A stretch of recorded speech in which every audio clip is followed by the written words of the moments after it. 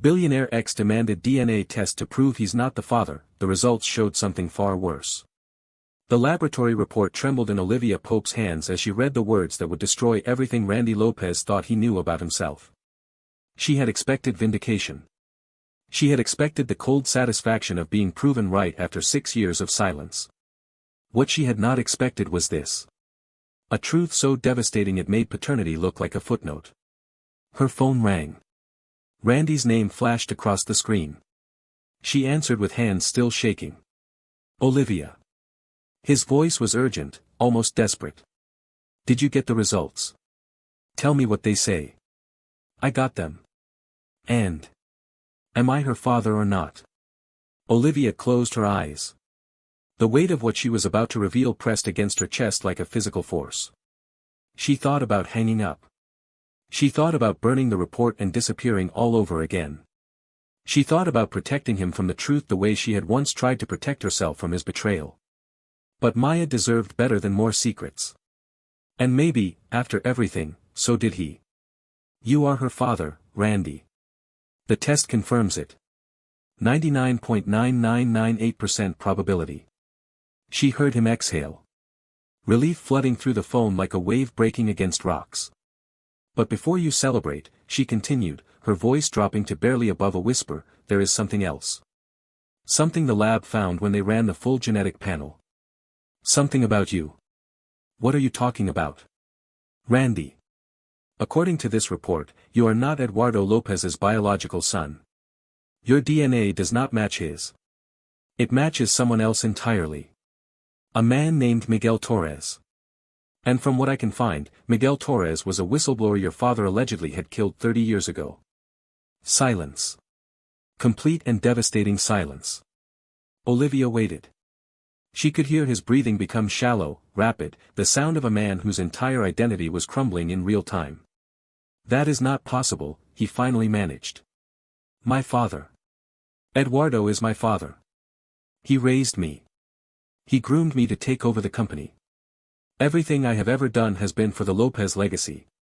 Then everything you have ever done has been for a lie. And Randy, if Eduardo finds out about this report, if he realizes you are connected to the man he destroyed, he will not just disinherit you. He will come after you. And he will come after Maya. Because she is proof that his heir is not his blood. She is evidence of a secret he has spent 3 decades burying. More silence. Then a sound she had never heard from Randy Lopez in all the years she had known him. He was crying. What do I do, Olivia? What do I do? You drive to Seattle tonight. You do not fly because there are records. You do not tell anyone where you are going. And when you get here, we figure out how to protect our daughter from the family you spent 6 years choosing over me. She hung up before he could respond. Her hands were still shaking. But somewhere beneath the fear and the anger and the exhaustion of carrying secrets alone for so long, something else was stirring. Hope. Dangerous, fragile, probably foolish hope. Because Randy Lopez had just lost everything he thought he was. And in that loss, maybe he could finally become someone worth trusting. If you have ever been betrayed by someone you loved, if you have ever had to rebuild your entire life from ashes while the person who burned it down went on living like nothing happened, then this story is for you. And I need you to do something for me right now. Hit that subscribe button and tap the notification bell because what happens next in this story is going to challenge everything you think you know about forgiveness, about family, and about whether people can truly change. Stay with me to the end because the way this unfolds is unlike anything you have seen before. Now let me take you back to the beginning. Back to before DNA tests and billion-dollar lies. Back to when Olivia Pope was just a woman trying to build a career, and Randy Lopez was just a man trying to escape a name that felt more like a prison than a privilege. This is where their story really starts. 6 years earlier. Los Angeles. The Lopez International headquarters rose 47 stories above Wilshire Boulevard, a monument to generational wealth built on foundations that few people ever questioned. Glass and steel reaching toward the California sky like a middle finger pointed at everyone who had ever doubted the Lopez family's right to dominate. Olivia Pope walked through those lobby doors on a Tuesday morning in March, wearing a blazer she had bought on clearance and confidence she had manufactured from necessity. She was 28 years old, a first-generation college graduate with a communications degree and a chip on her shoulder the size of the building she was entering. She had been hired as a mid-level public relations specialist. Not glamorous. Not powerful. Just a cog in a machine designed to make billionaires look benevolent and scandals disappear before they reached the evening news. Her supervisor, a pinched woman named Darlene who smelled like stale coffee and quiet resentment, handed her a stack of files on her first day. Lopez subsidiary in Phoenix has a situation. Factory conditions.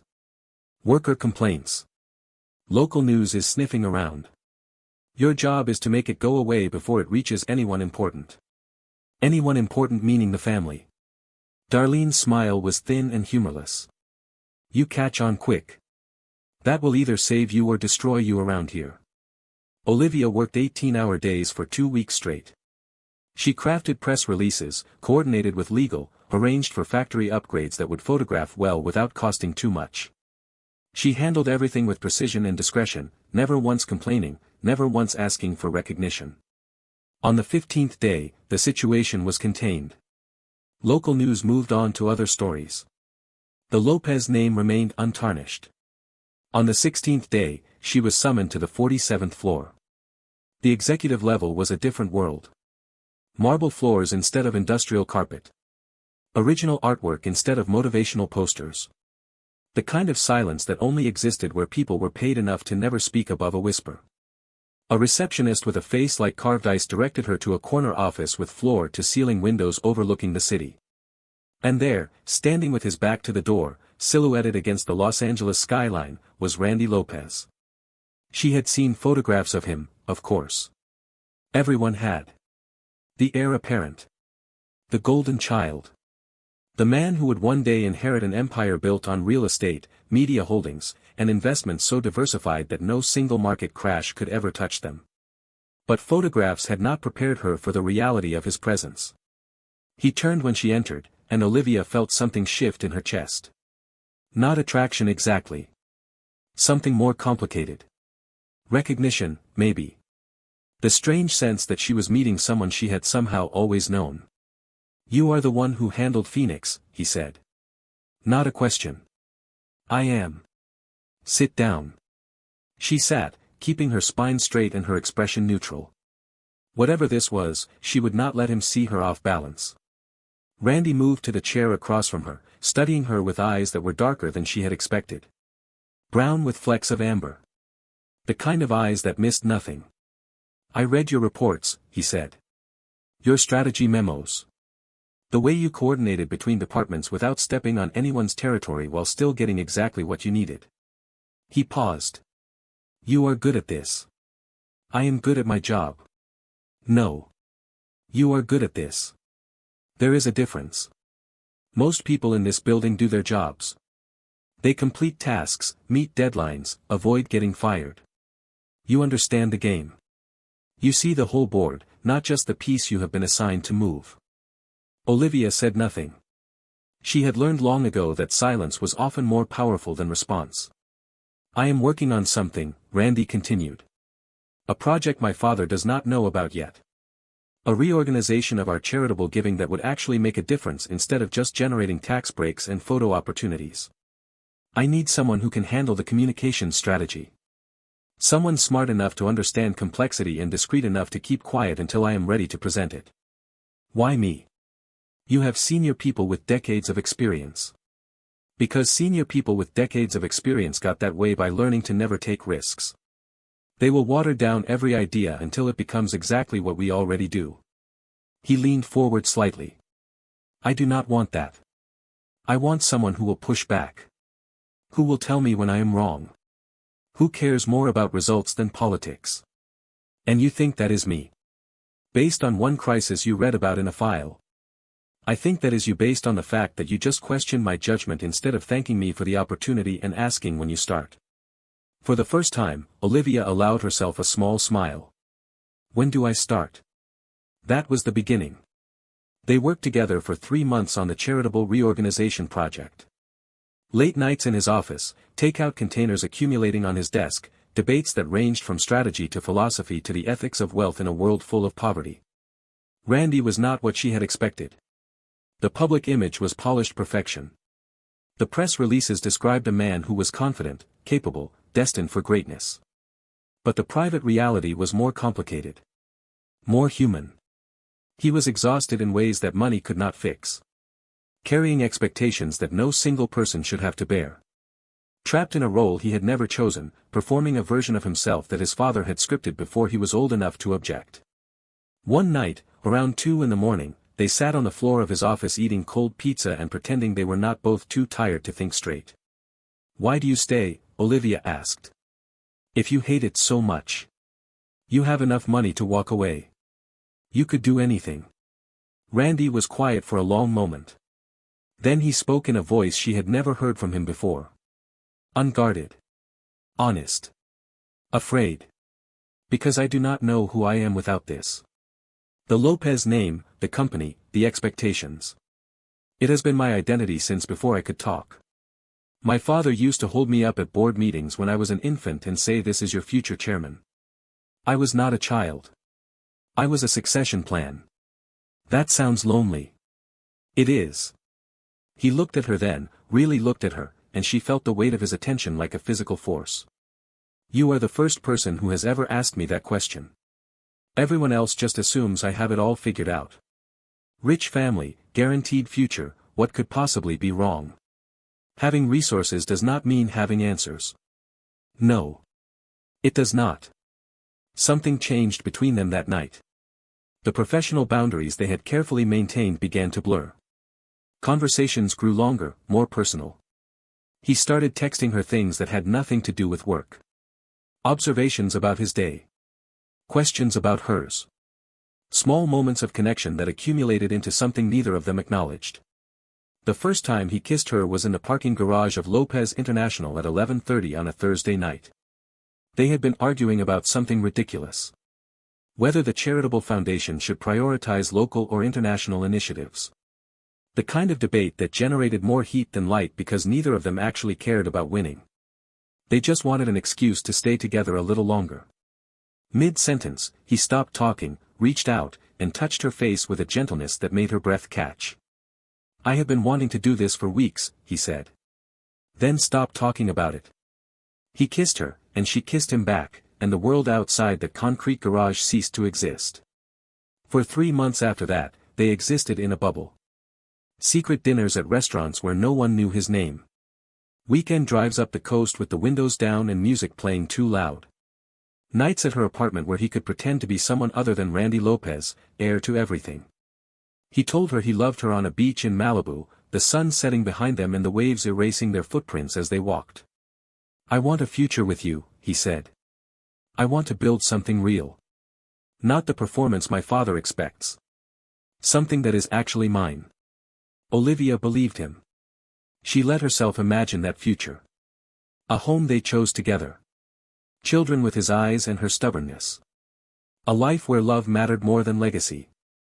She should have known it was too beautiful to last. The first crack appeared when she asked to meet his family. They were lying in bed at her apartment, tangled together in the aftermath of intimacy, when she brought it up. "We have been together for almost 4 months, she said. "I have met your assistant, your driver, and half your security team. But never your father. Never anyone who actually matters to you." Randy tensed beside her. She felt it in the sudden stiffness of his shoulders, the way his breathing changed. "It is complicated," he said. "You always say that. Because it is always true. My father is not like other people, Olivia. He has expectations. Standards. If I bring someone home, it means something. It means I am declaring my intentions. Are you not?" Silence. A silence that stretched too long and said too much. "Randy," she pressed. "Are you not declaring your intentions? Because I thought we were building something here. I thought you wanted a future." "I do." He sat up, running a hand through his hair. "I do want a future. But I need to do this carefully. My father has very specific ideas about who I should end up with. If I introduce you wrong, if he decides you are not suitable, it will make everything harder." Suitable. The word landed like a slap. What does suitable mean? He did not answer. And in his silence, she heard everything he was not saying. Suitable meant wealthy. Suitable meant connected. Suitable meant a certain kind of background, a certain kind of family, a certain kind of woman who would look right standing next to the Lopez heir at charity galas and shareholder meetings. Suitable did not mean a first-generation college graduate from a middle-class neighborhood who had worked her way up from nothing. Olivia pulled away from him, gathering the sheets around her like armor. I think you should leave. Olivia. I said leave. He left. He called her 12 times over the next 3 days. She did not answer. She needed space to think, to figure out whether she was overreacting or whether she had finally seen the truth she had been trying to ignore. On the 4th day, he showed up at her apartment with flowers and apologies and promises. I talked to my father, he said. I told him there is someone in my life. Someone important. He wants to meet you. Olivia wanted to believe him. She wanted to trust that his words meant what they seemed to mean. But something in her gut whispered caution. Something told her this was not a victory, just a postponement. What did he say, she asked. When you told him about me. Randy's hesitation was barely perceptible. But she saw it. He said he is looking forward to getting to know the woman who makes me happy. But that was not what Eduardo had said. She would learn the truth later, much later, from sources who had no reason to lie. Eduardo had said bring her to dinner so I can see what we are dealing with. Eduardo had said I will handle this. Eduardo had said some problems look expensive but can be solved cheaply. She had been evaluated. She just did not know it yet. The dinner happened on a Saturday evening at the Lopez estate in Beverly Hills. Olivia wore her best dress and her most professional smile, determined to make an impression that even Eduardo Lopez could not dismiss. The house was everything she had expected and somehow still more. Enough square footage to house a small village. Art on the walls worth more than most people would earn in a lifetime. Staff moving silently through rooms like ghosts trained to be invisible. Eduardo Lopez received her in a study lined with leather-bound books that had never been read and awards that had been purchased rather than earned. He was smaller than she had imagined. Silver-haired and immaculately dressed, with eyes like chips of obsidian that revealed nothing and missed everything. So, he said, not bothering with pleasantries. You are the woman who has been distracting my son. I prefer to think of it as inspiring him, Olivia replied, refusing to be intimidated. Eduardo's smile was thin and cold. A woman with spirit. How refreshing. Tell me, Miss Pope. What exactly do you bring to this family? Besides spirit. I bring myself. And what is that worth? The question was designed to humiliate her. To remind her that in this world, worth was measured in assets and connections, and by those metrics, she was worthless. But Olivia had been underestimated her entire life. She had learned to turn that underestimation into power. I am worth whatever I decide I am worth, Mr. Lopez. The question is whether your son's opinion of my value matters to you, or whether you have already decided the answer and this dinner is just a formality. Eduardo studied her for a long moment. Then he laughed. A short, humorless sound. I see why he likes you. You have fire. Unfortunately, fire burns. And I will not allow my son to be burned by a woman who sees his last name before she sees him. With all due respect, Olivia said, keeping her voice steady despite the rage building in her chest, you do not know anything about what I see. I know enough. The rest of the dinner was a masterclass in polite warfare. Eduardo asked probing questions about her background, her family, her finances. He made observations that were technically compliments but landed like accusations. He treated her like a problem to be solved rather than a person to be known. And Randy sat through all of it saying nothing. Doing nothing. Letting his father dissect her while he stared at his plate like the answers were hidden in the risotto. That night, in the car driving back to her apartment, Olivia finally spoke.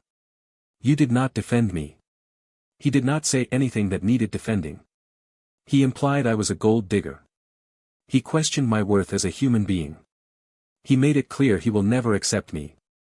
And you sat there in silence. Randy's jaw tightened. You do not understand how he works. If I had fought him directly, it would have made things worse. I am playing the long game here. The long game. And how long is that exactly? How many more dinners do I have to endure while you play? How many more times do I have to prove myself to someone who decided I was worthless before I walked through the door? I just need time. Once I am fully in charge of the company, once I do not need his approval for everything, things will be different. And when will that be? 10 years. 20. Never. He did not answer. And his silence told her everything. She asked him to drop her off at her building. She did not invite him up. She lay awake until 3 in the morning, staring at the ceiling, trying to decide whether love was worth what it was costing her. In the morning, she decided to give him one more chance.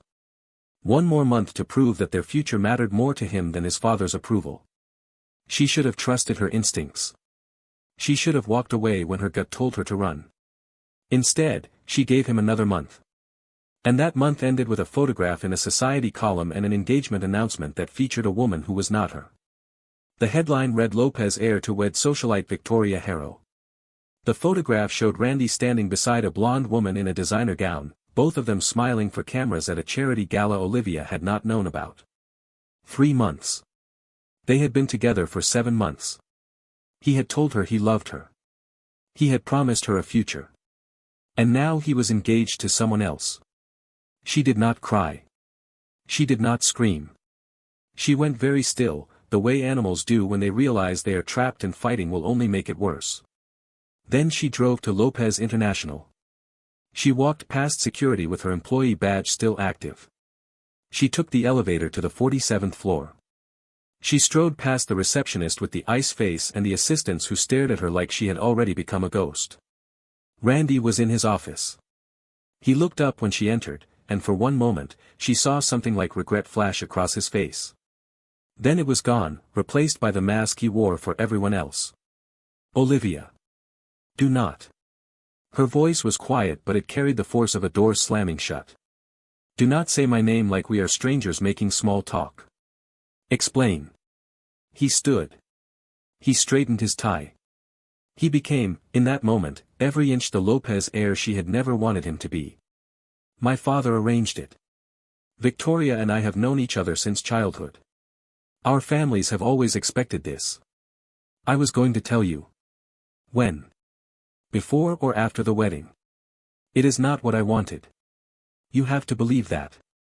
What you wanted. She laughed, and the sound was hollow. You told me you loved me. You told me you wanted a future. Were those lies, or were you just too weak to mean them? This is not about weakness. It is about responsibility. To my family. To the legacy I was born into. So I was what? A vacation from your real life. Something to pass the time until you settled down with someone suitable. He flinched at the word. Good. She had meant it to hurt. You knew what you were getting into, he said, and his voice was cold now. Defensive. Cruel in its detachment. This was never realistic. We were never going to end up together. Not in any way that mattered. And there it was. The truth he had been hiding behind promises and late-night confessions. She had been a fantasy. An escape. Never a real future. Olivia reached into her bag and pulled out her employee badge. She walked to his desk and set it down with precise deliberation. I quit. You do not have to do that. I am not doing it because I have to. I am doing it because staying in this building for one more minute would require me to pretend you are someone worth working for. And I am done pretending. She turned and walked toward the door. She was almost through it when he spoke again. Olivia. I am sorry. She stopped. She did not turn around. No, you are not. You are relieved. You get to go back to your comfortable life with your suitable wife and your father's approval. You get to pretend this never happened. But I want you to remember something, Randy. I want you to remember that you had a choice. And you chose wrong. You chose the cage over the sky.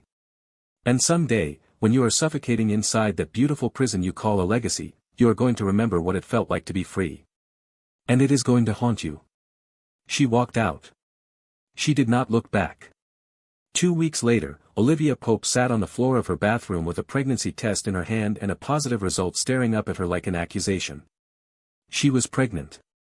With the child of a man who had chosen someone else.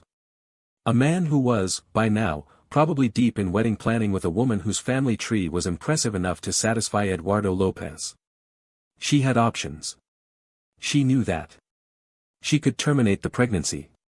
She could reach out to Randy and demand support. She could insert herself into his new life and force him to deal with the consequences of what they had created together. But every option felt wrong. Termination meant ending something she had not yet decided how to feel about. Reaching out meant crawling back to someone who had made it clear she was not worth fighting for.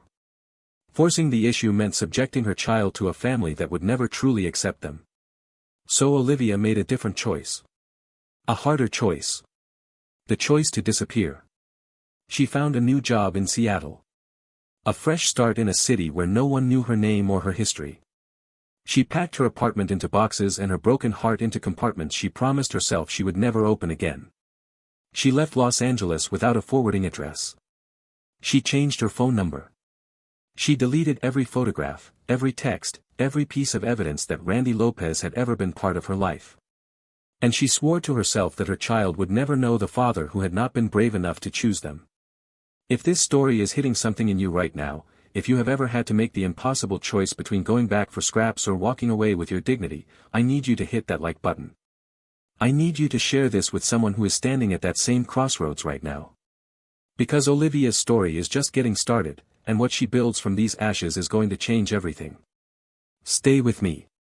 Seattle welcomed Olivia with gray skies and relentless rain, which felt appropriate given the state of her heart. She rented a small apartment in a neighborhood she could barely afford, started freelancing for any company that would hire her, and began the long, slow process of building a life from scratch. Pregnancy was lonely in ways she had not anticipated. Morning sickness with no one to hold her hair back. Cravings at 3 a.m. with no one to run to the store. Doctor's appointments where she sat alone in waiting rooms filled with couples holding hands and talking about nursery colors. She made exactly one friend during those 9 months. A neighbor named Nina who heard her crying through the thin apartment walls one night and showed up at her door with ice cream and no questions. Nina became her emergency contact. Her birth plan support person. The one who drove her to the hospital when her water broke 3 weeks early and held her hand through 18 hours of labor.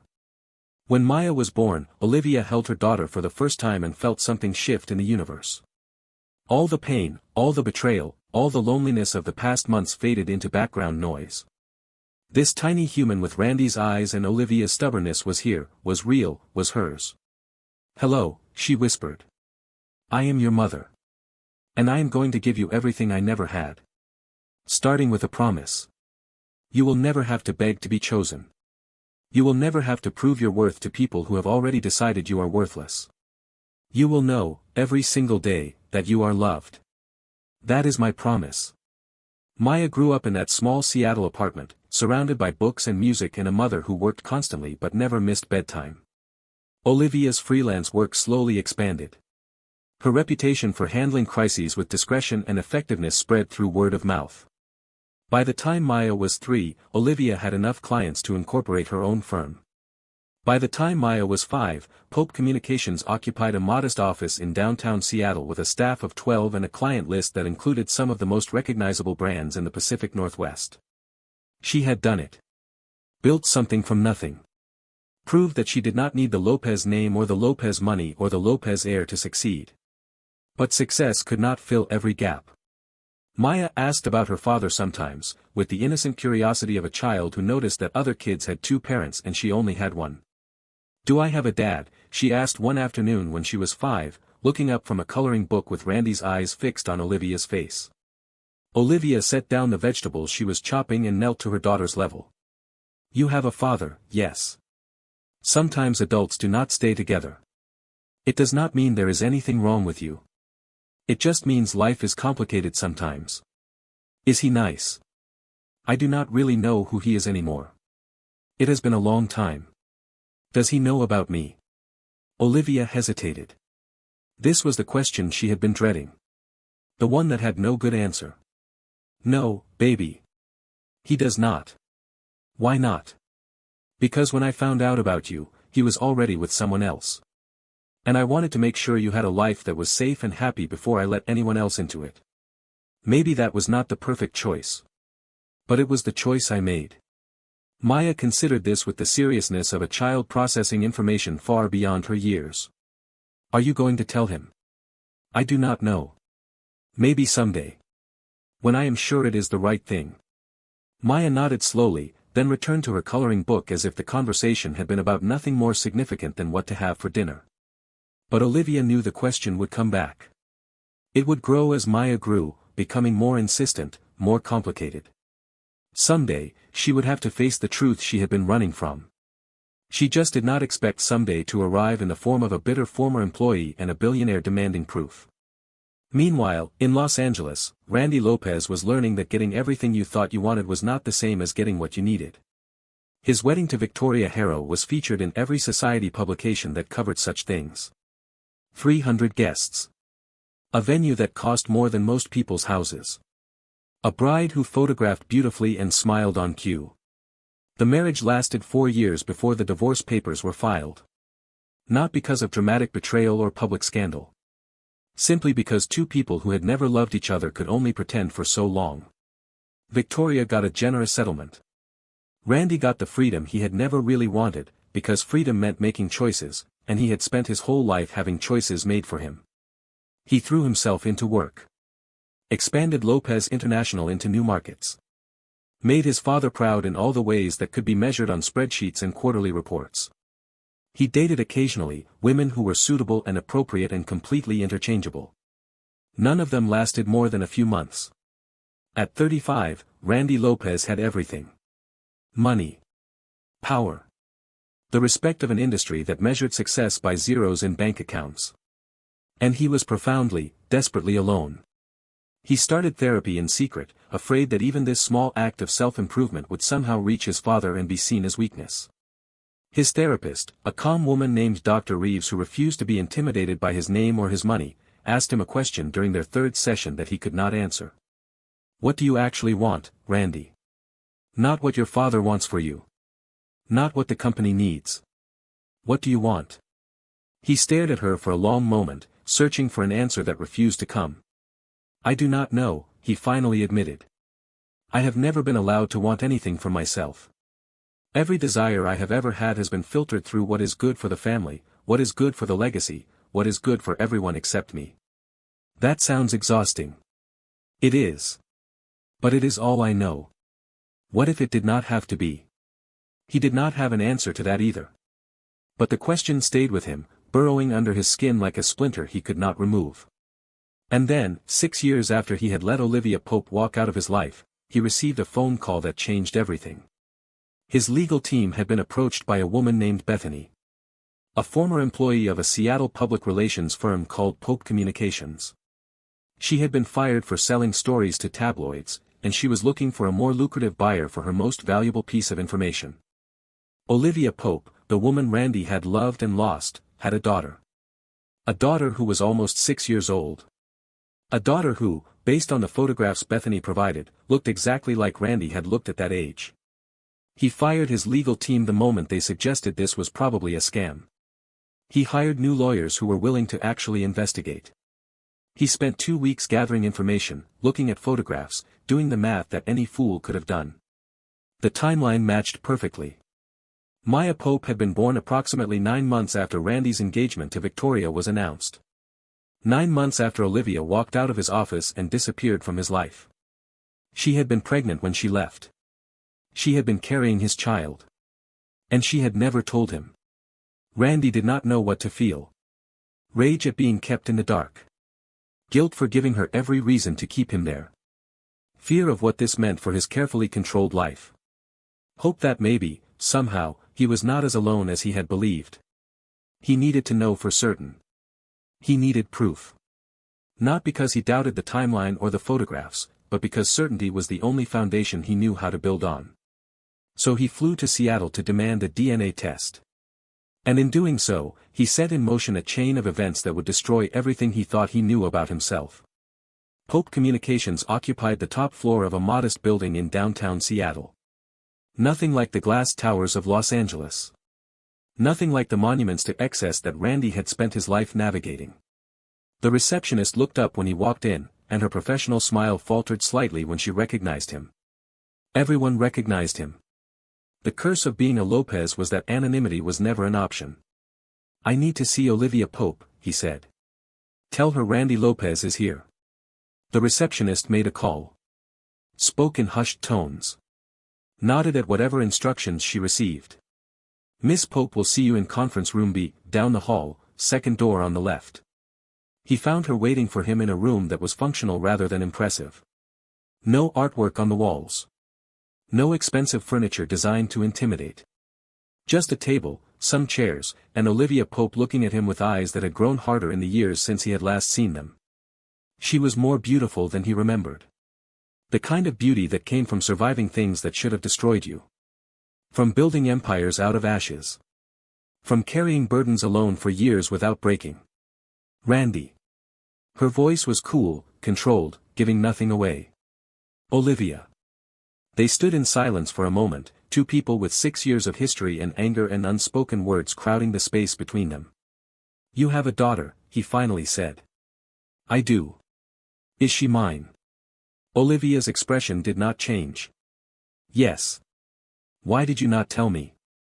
"Because you made it very clear that I was not welcome in your life. You chose Victoria. You chose your father's approval.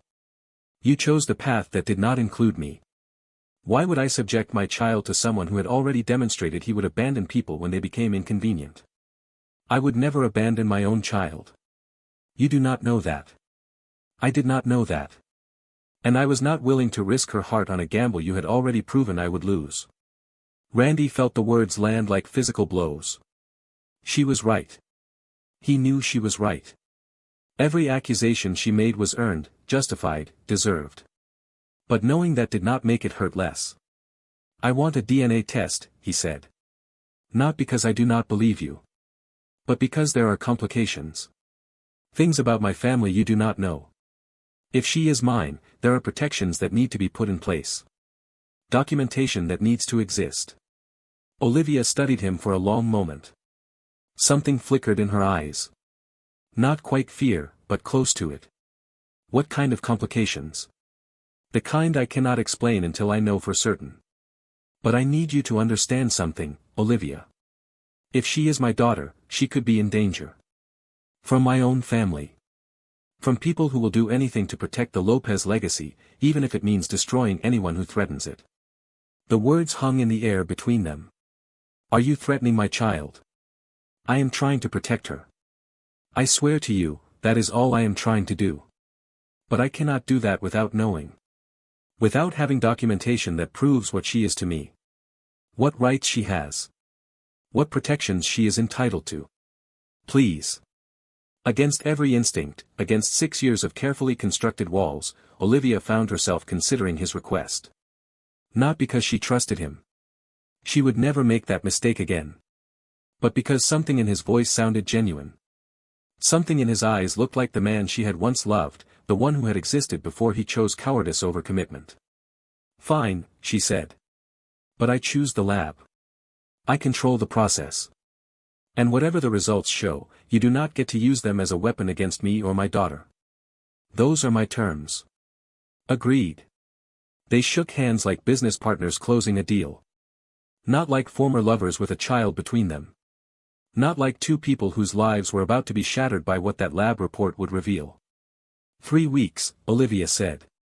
"The results will be ready in 3 weeks. Until then, you stay away from my daughter. You do not contact her, you do not attempt to see her, you do not exist in her life. If the test confirms what we both already know, we will discuss next steps. Not before. Understood." Randy left the building with his mind racing and his heart pounding. He had come to Seattle expecting confirmation. Expecting to learn that he was a father, that he had a daughter, that his life was about to change in ways he had never anticipated. He had not expected the fear in Olivia's eyes when he mentioned his family. He had not expected her to negotiate terms like she was preparing for battle. He had not expected to feel, for the first time in years, like he was on the edge of something that could not be controlled or managed or spun into an acceptable narrative. In 3 weeks, he would know the truth. In 3 weeks, everything would change. But even Randy, with all his money and all his power and all his carefully cultivated control, could not have predicted what that change would look like. The 3 weeks of waiting were the longest of both their lives. Olivia threw herself into work, into motherhood, into anything that could distract her from the sword hanging over her head. She did not tell Maya about Randy. She did not tell her staff why she seemed distracted. She smiled and functioned and pretended everything was fine while internally she was preparing for war. Nina noticed, because Nina always noticed. "You are doing that thing," she said one evening when she stopped by with wine and refused to leave until Olivia talked. "What thing?" "That thing where you pretend everything is fine while you are secretly planning 17 different contingencies for disasters that may never happen." "I know you, Olivia. Something is wrong." So Olivia told her. About Randy. About the test. About the fear that his family could somehow use Maya as a pawn or a target or a problem to be eliminated. Nina listened without interrupting. When Olivia finished, she set down her wine glass with deliberate care. "What do you need?" "I need to know my daughter is safe. No matter what that test says. Then we make sure she is safe. We document everything. We talk to lawyers. We prepare for the worst and hope for the best. And we do not let some billionaire man-child and his creepy dynasty terrorize us into paralysis." Olivia smiled despite herself. This was why Nina had been her emergency contact for 6 years. This was why some friendships were worth more than any romantic relationship could ever be. "Thank you. Do not thank me yet. Wait until you see my bill for emotional support services." They laughed together, and for a moment, the weight felt lighter. Meanwhile, in Los Angeles, Randy was doing his own kind of preparation. He contacted his personal attorney, a man named Adrian Vega who had been handling Lopez family business for decades. Adrian was the closest thing Randy had to a trustworthy ally in the legal world, someone who understood the darkness beneath the polished Lopez exterior. "I need you to look into something," Randy said. Quietly. "Without telling my father." "That depends on what it is. There is a name that keeps appearing in old files. Old lawsuits. Sealed documents. Miguel Torres. I need to know who he was and what happened to him." Adrian went very still. "Where did you hear that name? Does it matter?" "It matters a great deal. Miguel Torres is not a name that gets spoken in Lopez circles. He has been erased from the official history. If you are digging into that particular grave, you need to understand what you might find." "Then tell me." Adrian looked at him for a long moment. Then he spoke in a voice barely above a whisper. "Miguel Torres was your father's business partner in the early days. Before Lopez International was what it is today. They built the foundation together. Then Torres discovered something. Financial irregularities. Possibly worse. He threatened to go public. To expose everything. What happened to him? He died. Boating accident, officially. Very convenient timing. Very convenient circumstances. The investigation was closed quickly. Too quickly, some people said. You are saying my father had him killed. I am saying that coincidences in your family tend not to be coincidences.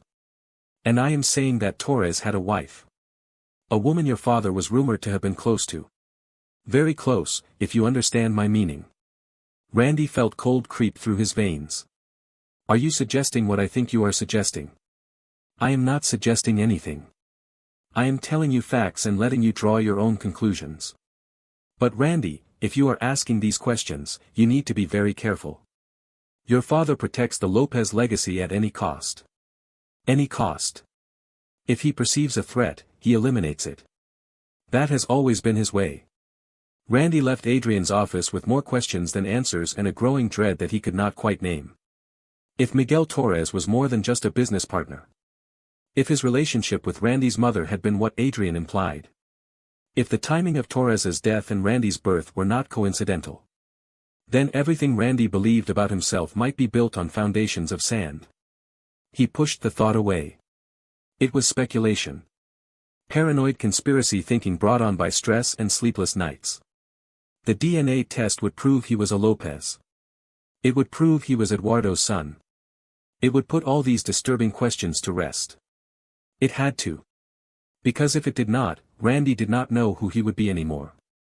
The envelope arrived on a Thursday evening, delivered by courier to Olivia Pope's Seattle townhouse with the kind of careful handling usually reserved for explosive materials. Which, in a way, it was. Olivia signed for it with steady hands and a racing heart. She waited until the courier's car disappeared around the corner before she allowed herself to look at the return address. The laboratory logo stared back at her, clinical and impartial, promising nothing except the truth. Maya was upstairs doing homework. Her voice drifted down occasionally, singing fragments of songs she had learned at school, completely unaware that her entire world was about to shift on its axis. Olivia carried the envelope to the kitchen table. She poured herself a glass of wine she knew she would not drink. She sat down and stared at the sealed flap for what felt like hours but was probably only minutes. Then she opened it. The first page was standard legal language. Disclaimers and methodology explanations and the kind of dense scientific terminology that most people skipped over. She flipped to the results summary, her eyes scanning for the numbers that would confirm what she had always known. Probability of paternity. 99.9998%. There it was. Irrefutable. Undeniable. Randy Lopez was Maya's biological father. The DNA did not lie, could not lie, would stand up in any court in any country. Olivia felt a moment of grim satisfaction. She had never doubted this outcome, but having it documented, certified, stamped with the authority of science felt like vindication. All those years of silence, all those decisions made alone in the dark, and now there was proof that she had been telling the truth. But the satisfaction faded quickly as she continued reading. The laboratory had run additional genetic markers. Standard procedure for comprehensive paternity testing, the report explained. And buried in the data was an anomaly that had been flagged for further attention. Olivia read the paragraph once. Then again. Then a third time, certain she must be misunderstanding the technical language. But the conclusion was clear, written in plain English at the bottom of the page. Based on Y chromosome analysis, the DNA profile designated as alleged father Randy Lopez shows significant inconsistencies with the genetic heritage claimed by the Lopez family. Specifically, the Y chromosome markers present in Randy Lopez do not match those expected from biological descent from Eduardo Lopez. Cross-reference analysis indicates potential match with sealed genetic database entry Torres, Miguel, deceased. Olivia set the report down very carefully, as if it might explode if handled too roughly. Randy was not Eduardo's son. The man who had been groomed from birth to inherit a billion-dollar empire, who had sacrificed his relationship with Olivia to maintain his position in a dynasty obsessed with bloodline, who had let his father dictate every major decision of his life in service of the Lopez legacy. That man was not a Lopez at all. And the genetic markers suggested he was connected to Miguel Torres, the whistleblower who had died under mysterious circumstances 30 years ago. The man Adrian had hinted might have been more than just Eduardo's business partner. Olivia's mind raced through the implications. If Randy was Torres's son, if Eduardo had known or suspected this all along, then Randy's entire existence was a cover-up. A lie maintained for decades to protect Eduardo's image and the company's reputation. And if Eduardo ever discovered that proof of this lie existed. If he realized that Randy had a daughter who carried this genetic evidence in her very cells. Olivia's blood ran cold. Maya was not just Randy's child. She was evidence. Living, breathing, irrefutable evidence of a secret that Eduardo Lopez had probably killed to protect once before. Her phone buzzed. Randy's name on the screen. Did you get the results? His text was simple, direct, desperate. Olivia stared at it for a long moment. She could lie. She could burn the report and disappear again. She could take Maya and run to somewhere Eduardo Lopez would never find them. But running had not protected her daughter. It had only delayed the inevitable. And now that the truth existed on paper, certified and documented and filed in laboratory records, it would eventually surface whether Olivia cooperated or not. She typed back. Come to Seattle. Tonight. Do not fly. Drive. Tell no one where you are going. His response was immediate. On my way. Olivia put down her phone and looked up at the ceiling, toward the room where her daughter was still singing, still innocent, still unaware that the world had just become infinitely more dangerous. Whatever happened next, she would protect Maya. Even if it meant facing the man who had broken her heart. Even if it meant trusting someone who had proven himself untrustworthy. Even if it meant going to war with a family that had allegedly made people disappear before. She would do whatever it took. That was what mothers did. If you have ever received news that changed everything you thought you knew, if you have ever had to make impossible decisions to protect someone you love, then you understand what Olivia is feeling right now. I need you to hit that like button. I need you to share this story with someone who has faced their own impossible moment. Because what happens next is going to test everything Olivia and Randy think they know about trust, about family, and about whether some secrets are worth dying for. Stay with me. Randy drove through the night. 6 hours on dark highways with nothing but his thoughts and the growing certainty that his life was about to change in ways he could not predict or control. He stopped once for gas and coffee, paying cash because Olivia's warning about not leaving a trail had lodged itself in his brain like a splinter. He arrived at her townhouse at 2:17 in the morning. The street was quiet, residential, nothing like the neighborhoods he usually inhabited. No security gates. No surveillance cameras on every corner. Just ordinary homes where ordinary people lived ordinary lives. Olivia opened the door before he could knock. She looked exhausted and terrified and resolved, all at the same time. Come in. Keep your voice down. Maya is sleeping upstairs. He followed her to the kitchen, where the DNA report waited on the table like a coiled snake. Read it, she said. All of it. Then we will talk. Randy picked up the report. He read the paternity confirmation first, and the relief that washed through him was so intense he had to grip the edge of the table to stay upright. I am her father. Yes. But his relief evaporated as he continued reading. The additional genetic analysis. The anomaly flagged for attention. The conclusion that made no sense and yet made terrible, devastating sense. This cannot be right. It is right. The science does not lie. But my father. Eduardo is my father. He raised me. He. Randy stopped, his voice cracking. He groomed me. He controlled every aspect of my life. He made me choose Victoria over you because he said blood mattered more than anything. That the Lopez legacy had to continue. That I owed him everything because I was his son. Olivia said nothing. She let him process, let him work through the implications at his own pace. If I am not his son, Randy continued, his voice barely above a whisper, then everything I sacrificed was for nothing. I gave you up for a legacy that was never even mine. I spent 38 years trying to earn the approval of a man who is not my father.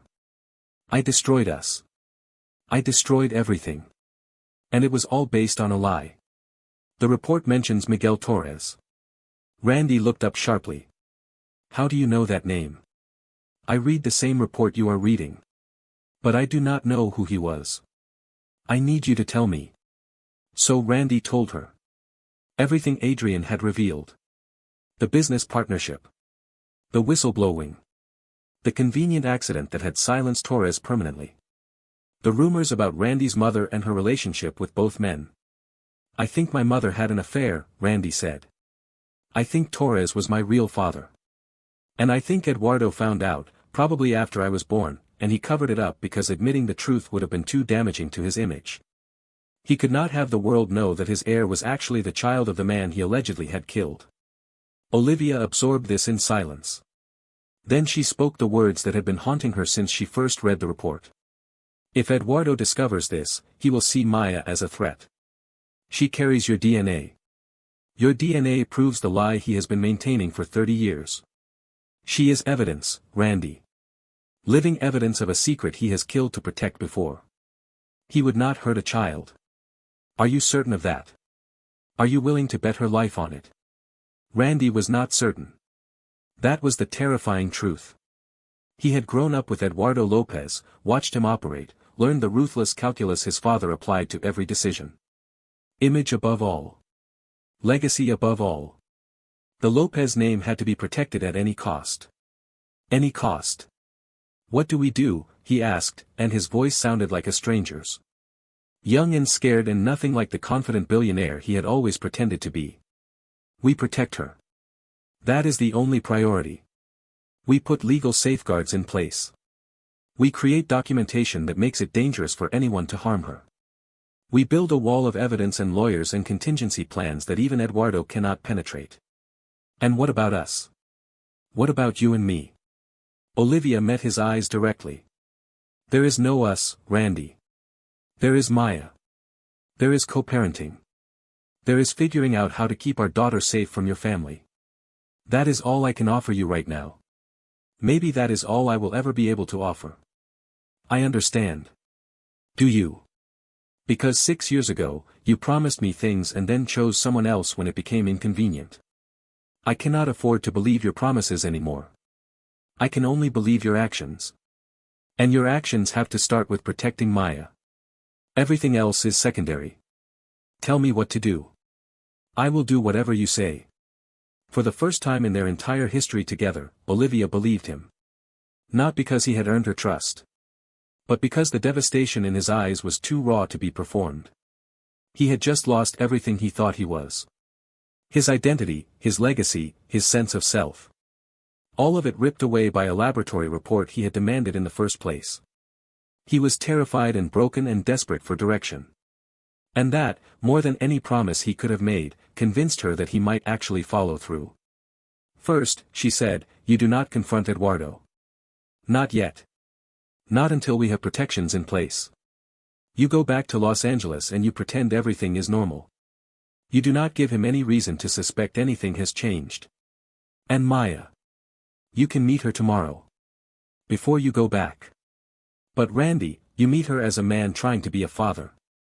Not as Randy Lopez, billionaire heir. That identity is poison. Leave it outside. He nodded slowly. What do I tell her? The truth. Age appropriate, but honest. That you are her dad. That you did not know she existed. That you want to be part of her life now, if she will let you. What if she hates me? For not being there. Then you earn her trust the same way you have to earn mine. Through consistency. Through showing up. Through proving that you are not going to disappear when things get hard. They talked until dawn, planning and strategizing and building the framework of an alliance that neither of them had expected. When the first light began to filter through the kitchen windows, Randy looked at Olivia with something like wonder. You built all of this alone. This life. This career. This home for her. You did it without any help from anyone. I did what I had to do. It is remarkable. It is survival. There is nothing romantic about it. I know. But it is still remarkable. They sat in silence for a moment, two people who had once loved each other navigating the wreckage of everything that had gone wrong between them. Then a small voice came from the doorway. Mama. Who is that? Olivia turned to see Maya standing there in dinosaur pajamas, her hair a mess, her eyes still heavy with sleep. Randy's eyes. The same dark brown with flecks of amber. The same sharpness that missed nothing. Good morning, baby. Come here. Maya padded over, climbing into Olivia's lap with the easy trust of a child who had never been given reason to doubt her mother's protection. She studied Randy with unconcealed curiosity. You look tired, she informed him. Did you not sleep? Not much, Randy admitted. I drove a long way to get here. Why? Maya looked at Olivia, then back at Randy, then back at Olivia again. Is this about what you would not tell me before? The stuff that is complicated. Yes, baby. This is about that. Randy leaned forward slightly, bringing himself closer to eye level with his daughter. He looked terrified and hopeful and completely unprepared for this moment, which was probably exactly how every new parent felt. My name is Randy, he said. And I am your dad. I know we have never met before, and I know that is confusing. But I want you to understand something. I did not know you existed until a few weeks ago. If I had known, I would have been here. I would have been here the whole time. Maya considered this with the gravity of a judge evaluating evidence. Mama said you were with someone else. That is why she did not tell you. Randy glanced at Olivia, who nodded slightly. The truth, even when it hurt. Your mama is right. I made a big mistake. I was with someone else when I should have been with her. And because of that mistake, I missed the first 6 years of your life. I cannot change that. But I want to be here now. I want to know you. I want to be your dad, if you will let me. Can you help me with my math homework? The question was so unexpected that Randy almost laughed. Yes. I am pretty good at math. What is 7 times 8? 56.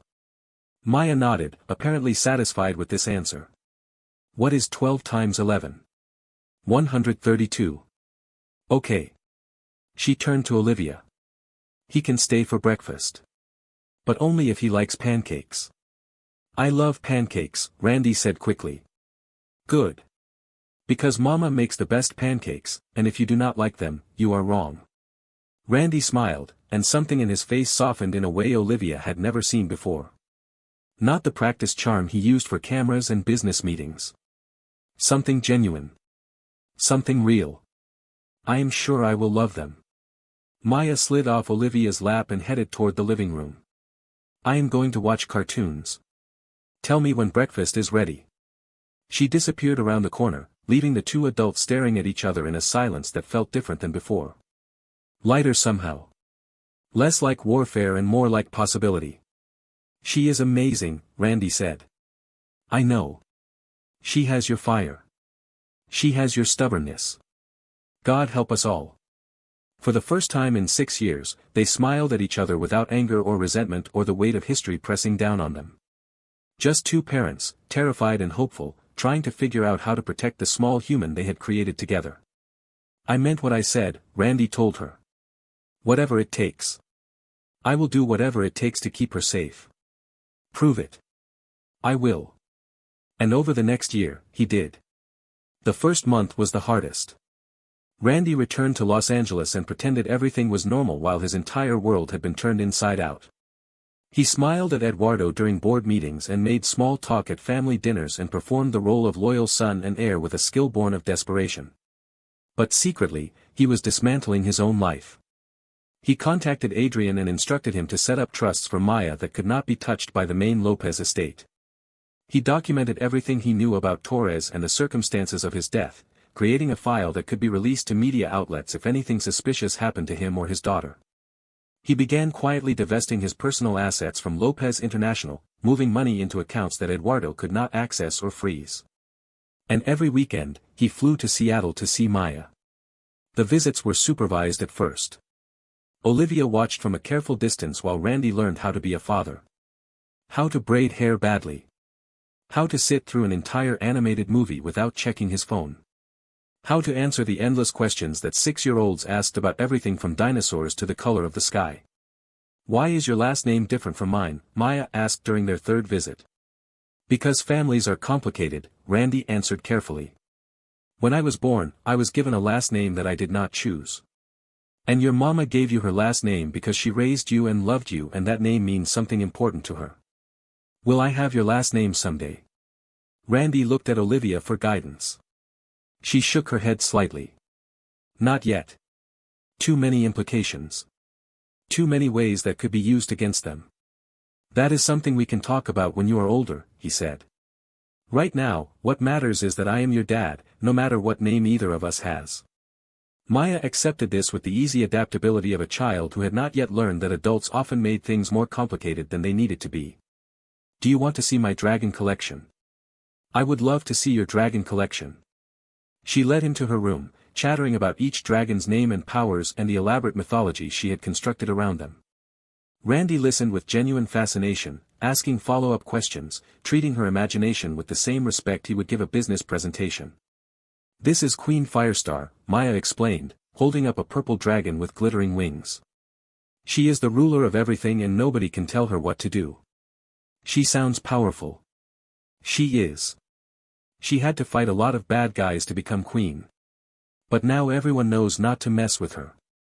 Randy glanced at the doorway where Olivia stood watching. Their eyes met, and he saw something like grudging approval in her expression. Sounds like she learned from someone brave, he said. She learned from my mama, Maya replied matter-of-factly. Mama is the bravest person in the whole world. I believe that, Randy said softly. I really do. Months passed. Randy's visits became more frequent, more natural. He learned Maya's routines, her preferences, her fears. He figured out that she needed stories before bed but could not sleep if the door was completely closed. That she hated mushrooms but loved every other vegetable. That she was terrified of thunderstorms but pretended not to be because she did not want to seem like a baby. He showed up for school events. Parent-teacher conferences. The spring recital where Maya performed a dance number in a bumblebee costume. He sat in the audience next to Olivia and felt, for the first time in his life, like he belonged somewhere. But the shadow of Eduardo Lopez hung over everything.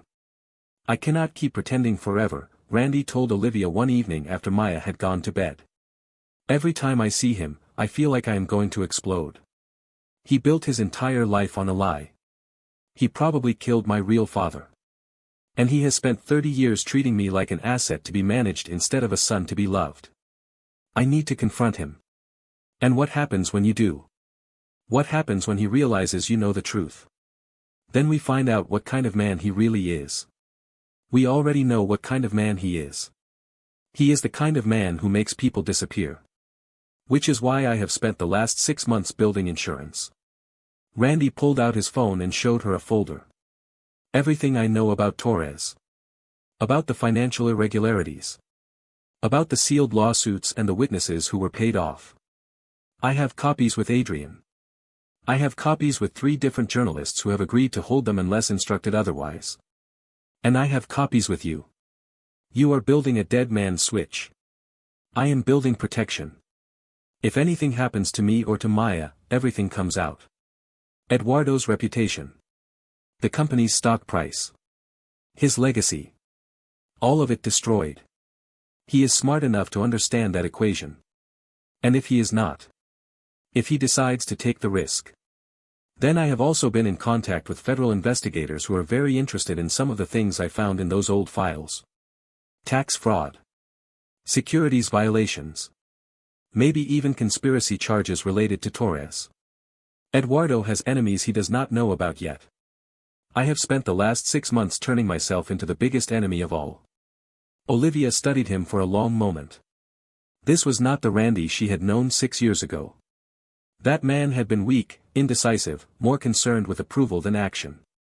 This man had been forged in the fire of discovering his entire identity was a lie. He had purpose now. Direction. The kind of dangerous clarity that came from having nothing left to lose except what truly mattered.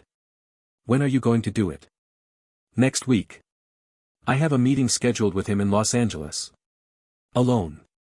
No lawyers. No witnesses.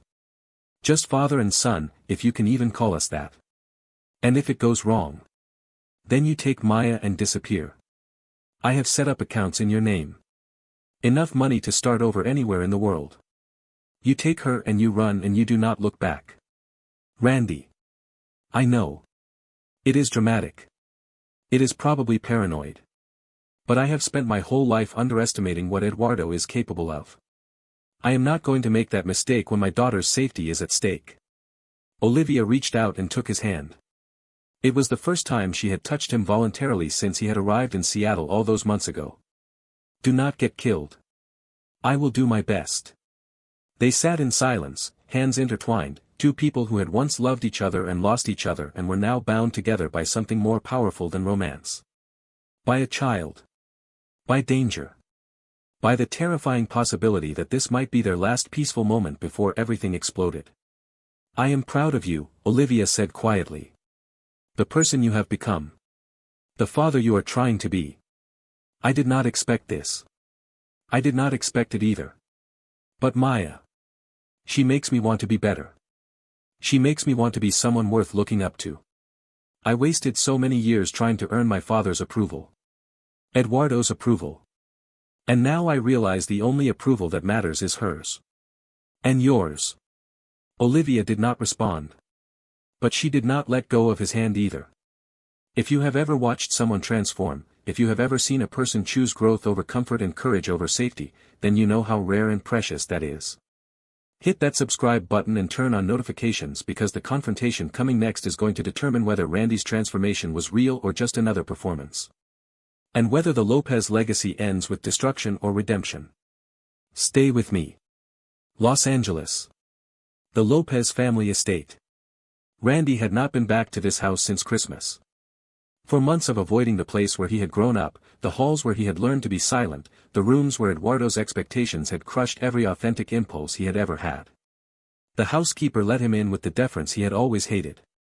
The staff had been trained to treat the Lopez family like royalty, and that training ran so deep it felt more like fear than respect. "Your father is in his study," she murmured. "He is expecting you." Randy walked through corridors lined with art that meant nothing and photographs that documented a fiction. Eduardo with business leaders. Eduardo with politicians. Eduardo with the son he had raised but never fathered, smiling for cameras that captured a relationship that had never truly existed. The study door was closed. Randy knocked once, then entered without waiting for a response. Eduardo Lopez sat behind a desk that had probably cost more than most people's houses. At 68, he was still imposing, still radiating the kind of authority that made subordinates stammer and competitors reconsider. His silver hair was perfectly styled. His suit was impeccably tailored. His eyes were cold and sharp and completely devoid of warmth. "Randy. Sit down. We have things to discuss." Randy remained standing. "Yes. We do." Something flickered in Eduardo's expression. Surprise, maybe. Or annoyance. He was not accustomed to being disobeyed, even in small matters like seating. "I hear you have been spending a great deal of time in Seattle recently. Care to explain?" "I have a daughter." Eduardo went very still. The kind of stillness that predators adopted before striking. "I know about Olivia Pope," Eduardo said carefully. "I know about the child. Did you think my sources would not inform me?" "I assumed they would. That is not why I am here." "Then why are you here?" Randy reached into his jacket and pulled out a folder. He set it on Eduardo's desk with deliberate care. "I am here because of this." Eduardo opened the folder. Randy watched his father's face as he read the contents. The DNA analysis. The Torres connection. The documentation that proved Randy was not his biological son. For a long moment, Eduardo said nothing. Then he closed the folder and looked up at Randy with an expression that was utterly unreadable. "Where did you get this? Does it matter?" "It matters a great deal. This is proprietary genetic information. Protected by multiple layers of legal confidentiality. Someone broke the law to provide this to you. Someone proved the truth. That is different from breaking the law. The truth." Eduardo's voice dripped with contempt. "The truth is a luxury for people who do not have empires to protect. The truth is what we decide it is. And I decided, 38 years ago, that you were my son. That decision built your entire life. Every privilege you have. Every opportunity. Every dollar in your accounts. All of it came from my decision to make you a Lopez. Your decision to cover up what really happened. My decision to protect this family." Randy felt something snap inside him. All the years of silent obedience. All the sacrifices he had made for a name that was never truly his. All the love he had lost because Eduardo's approval had seemed more important than his own happiness. "You made me choose," Randy said, his voice shaking with suppressed rage. 6 years ago, when I was with Olivia. You made me believe that marrying Victoria was my duty. That the Lopez bloodline had to be protected. That love was secondary to legacy. And the entire time, you knew I was not even your son. You were my heir. That was what mattered. And Miguel Torres. The man whose son I apparently am. What happened to him?" Eduardo's expression did not change. "Accidents happen. Did you kill him?" "I protected my family. I protected you." If Torres had gone public with what he knew, everything would have collapsed. The company. The reputation. Your future. I did what was necessary. You murdered a man and then raised his child as your own. I raised you as a Lopez. I gave you everything. A name. A fortune. A destiny. And this is how you repay me. With accusations and ingratitude and threats. Randy shook his head slowly. I am not threatening you. I am informing you. There are copies of this information with lawyers, journalists, and federal investigators. If anything happens to me or to my daughter, everything becomes public. Your legacy, your reputation, your freedom. All of it destroyed. You are bluffing. Try me. Randy stepped closer to the desk, leaning forward until he was almost in Eduardo's face. I spent 38 years trying to earn your approval. I gave up the woman I loved because you said she was not suitable. I married someone I did not care about because you said it was good for the family. I sacrificed everything for a name that was never even mine. But I am done now. I am done performing. I am done pretending. And I am especially done letting you control my life. If you walk away from this family, you walk away with nothing. I walk away with my daughter. I walk away with my integrity. I walk away with the chance to be someone other than the man you tried to make me. Eduardo stood slowly, his composure cracking for the first time. You think you can just leave? You think you can expose me and walk away unscathed? I built this empire. I have resources you cannot imagine. I have connections in every level of law enforcement, government, media. I can destroy you before you even know you are under attack. Maybe. But you cannot do it quietly. And you cannot do it without exposing yourself. That is the calculation, Father. Is your reputation worth more than your revenge? Because I am betting that it is. They stood facing each other, two men who had never been father and son, finally acknowledging the truth that had always lived beneath their relationship. Not love. Not loyalty. Just power and control and the cold mathematics of mutual destruction. Eduardo looked away first. Get out of my house. Gladly. But remember what I said. Maya is protected. I am protected. If you come after either of us, everything burns. And you will burn with it. Randy turned and walked toward the door. He was almost through it when Eduardo's voice stopped him. You could have been great. Randy looked back at the man who had shaped his entire life around a lie. I still can be. Just not the way you wanted. Not as a Lopez. Not as your heir. As myself. As Maya's father. As someone who chooses love over legacy. He walked out of the study, out of the house, out of the life he had never truly chosen. The gates closed behind him, and for the first time in 38 years, Randy Lopez felt free. But freedom was not the same as safety. And the next 6 months would prove that transformation was just the beginning. If you have ever had to stand up to someone who controlled your life, if you have ever chosen your own path over the one that was chosen for you, then you know how terrifying and exhilarating that moment is. Hit that like button if you believe that walking away from toxic legacy is not failure, it is freedom. And share this story with someone who needs to hear that message right now. The ending of this journey is coming, and I promise you, it is going to be worth the wait. Randy moved to Seattle. Not all at once. Not with fanfare or announcements. Just a quiet relocation, selling off the assets tied to his old life and building something new in a city where no one expected him to be anything other than what he was. Maya's father. A man starting over. He rented a modest house 3 miles from Olivia's townhouse. Close enough to be present, far enough to respect her boundaries. He started a small consulting firm, using the skills he had developed at Lopez International without the name or the baggage that came with it. The transition was harder than he expected. He had spent his entire life surrounded by staff and assistants and people whose job was to make his life easier. Now he was learning to cook his own meals, do his own laundry, navigate the mundane logistics that most people handled without thinking. But he also learned something he had never known before. Contentment. The quiet satisfaction of a life built on his own terms. The joy of picking Maya up from school on ordinary Tuesday afternoons. The peace of bedtime routines and weekend pancakes and conversations that mattered because they were real. I like your new house, Maya told him during her first sleepover at his place. It is smaller than I expected. Is that bad? No.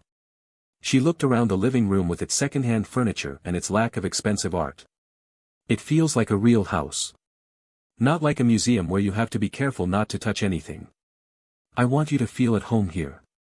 This is your room whenever you want it. He showed her the bedroom he had prepared for her. Purple walls because that was her favorite color. A bookshelf filled with the fantasy novels she loved.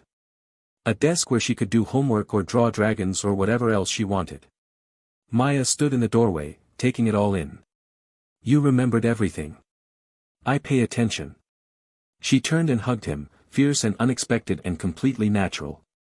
Randy felt tears prick his eyes as he held his daughter, this small person who had existed for 6 years without knowing he was there, who had every reason to resent him but had chosen to let him in instead. Thank you, she whispered. For what? For trying. Mama says that is the important part.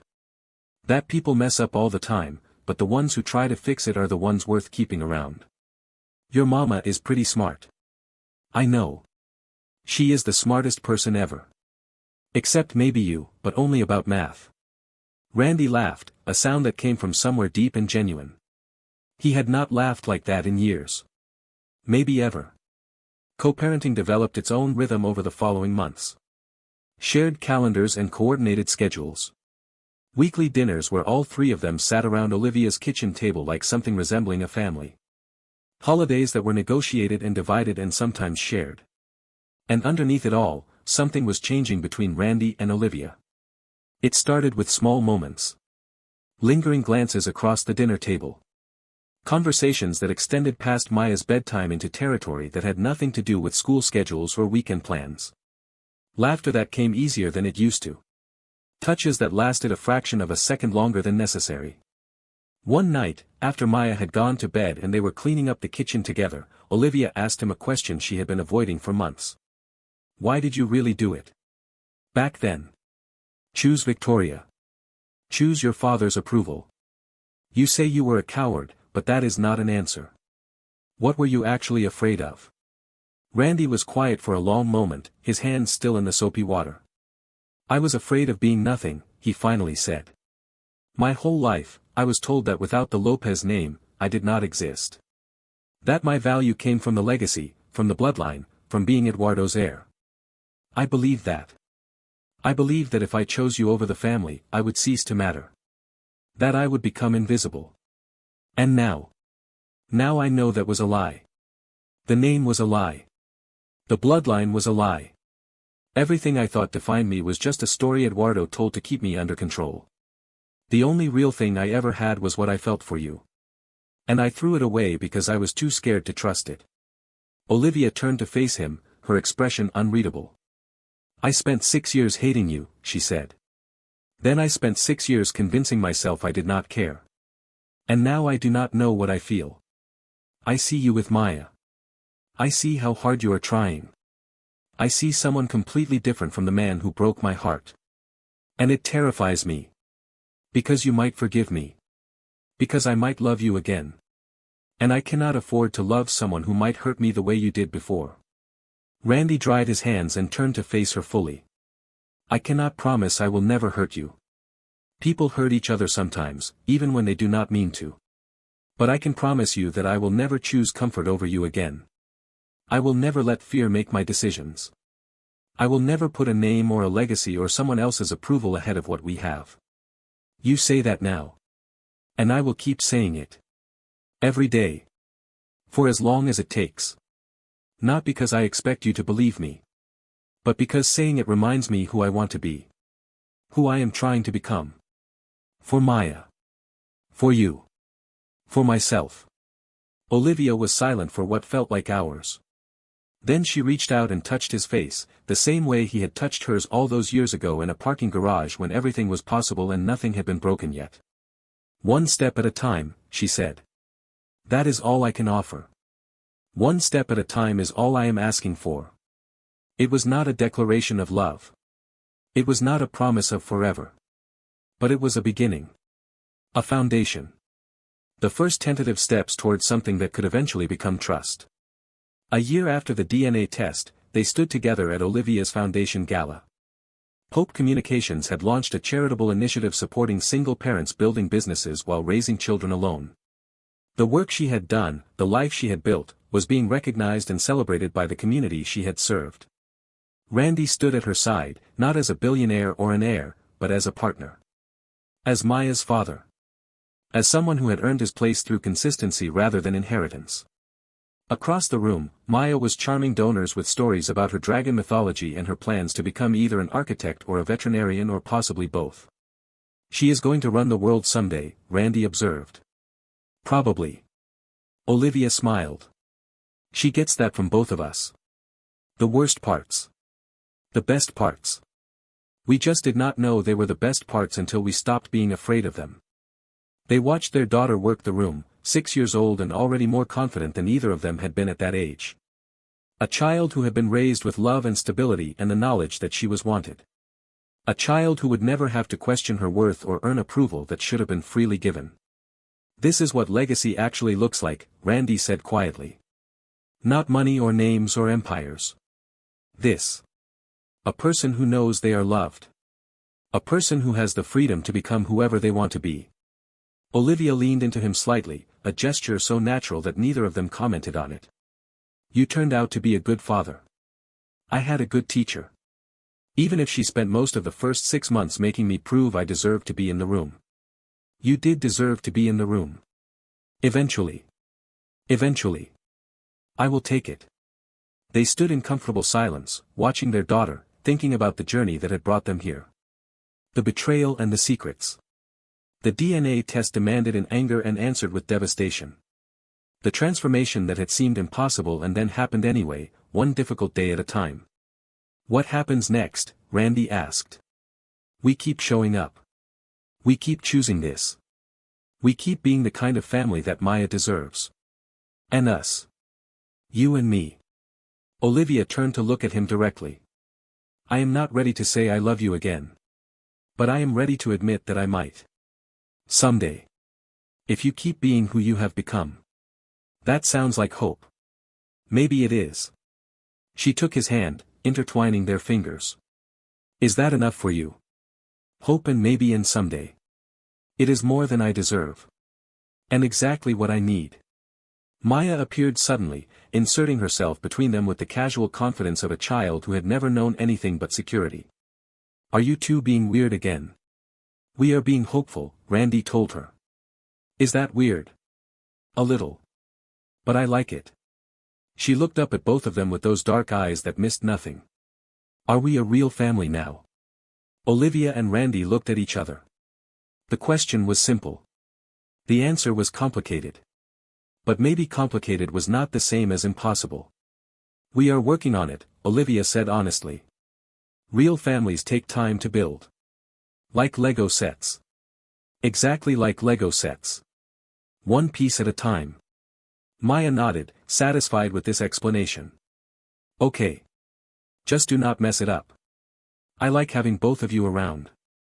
She bounced off to rejoin her new friends among the donor children, leaving her parents to process what she had said. Do not mess it up, Randy repeated. No pressure. All the pressure. But the good kind. They stood together as the gala continued around them, two people who had been broken by the same mistakes and rebuilt by the same child. Not perfect. Not finished. But choosing, every day, to be better than they had been. And that, in the end, was what legacy actually meant. Here is the truth I want you to take from this story. The DNA test Randy demanded did not prove what he expected.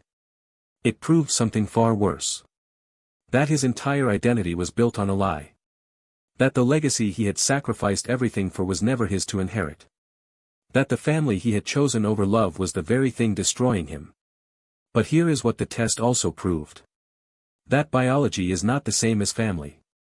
That a name does not define who you are. That the only legacy worth building is one based on presence and love and the courage to keep showing up even when everything falls apart. Randy thought demanding that test would free him from responsibility. Instead, it freed him from the prison of a false identity.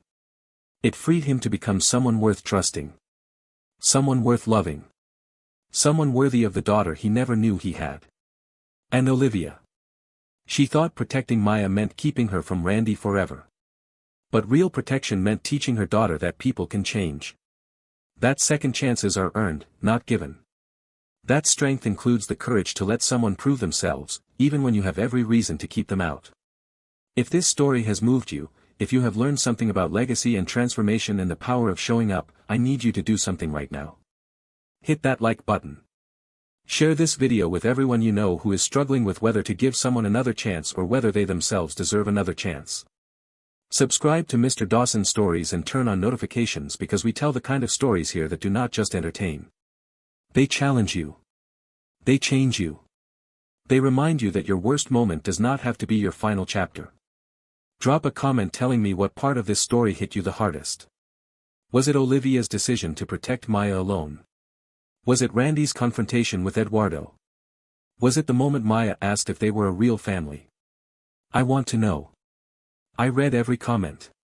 And your engagement helps more people find these stories who need to hear them. Thank you for staying with me until the end. Thank you for investing in Olivia and Randy and Maya. Thank you for believing that broken things can be rebuilt and that people can choose to be better than they were. Until next time, this is Mr. Dawson Stories, reminding you that the only legacy that matters is the one you build with love. The billionaire ex demanded a DNA test to prove he was not the father. The results showed something far worse. They showed him that his entire life was a lie. But in losing that lie, he found something better. The truth about who he could become. And a daughter who gave him the reason to try.